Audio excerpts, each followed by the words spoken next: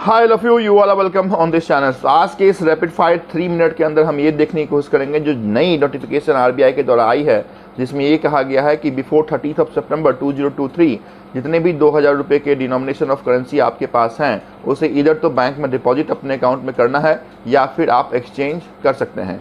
तो ये बहुत इंपॉर्टेंट एक क्वेश्चन जानने की कोशिश लोग कर रहे हैं कि आखिर 2000 रुपये के नोट हम कितनी बार कितने दिन एक्सचेंज कर सकते हैं।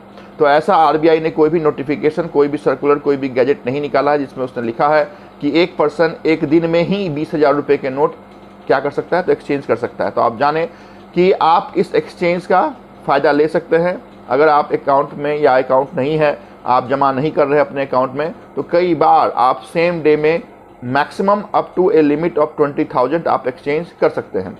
कैसे, क्या बोला मैंने, तो उसको बहुत क्लियर बता देता हूँ। सपोज मैं बैंक में 20,000 रुपये 40,000 रुपये लेके गया, तो एक बार जो मैं काउंटर के सामने जाऊँगा तो 20,000 रुपये ही मैक्सिमम एक्सचेंज करके मुझे वापस 20,000 की करेंसी किसी भी डिनोमिनेशन की दी जाएगी।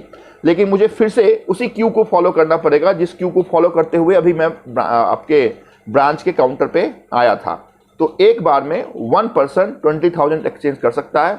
फिर से वो पर्सन सेम डे, लेकिन उसी कतार में, उसी क्यू में, जिस क्यू को फॉलो करते हुए काउंटर पे आए हैं, फिर उसी क्यू में आपको जाना पड़ेगा।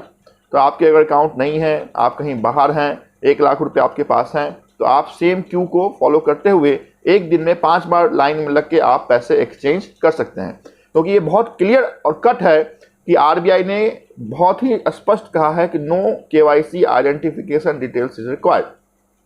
तो किसी भी बैंक में ईदर डिपॉजिट और एक्सचेंज के लिए किसी भी केवाईसी, किसी भी नाम, किसी भी मोबाइल नंबर, पैन नंबर देने की कोई ज़रूरत नहीं है। बैंक वाले अगर मांग रहे हैं तो गलत मांग रहे हैं, उनको हो सकता है संभवतः जानकारी ना हो, क्योंकि ये डीमोनेटाइजेशन नहीं है।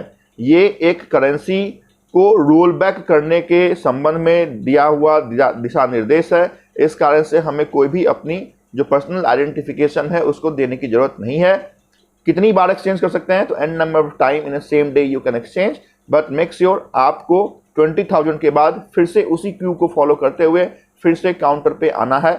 हाँ, ब्रांच वाले कहते हैं कि हमें बाकी पब्लिक को भी सर्व करना है, डिनोमिनेशन जो अदर डिनोमिनेशन है उसकी कमी है, तो उनकी बात अपने जगह जायज़ है। लेकिन जहाँ तक आरबीआई या किसी बैंकों का गाइडलाइन है, उसमें कितनी बार एक्सचेंज किया जा सकता है इस पर कुछ भी कहा हुआ नहीं है। इस कारण से आप कई बार इस फैक्ट का आप क्या एडवांटेज ले सकते हैं।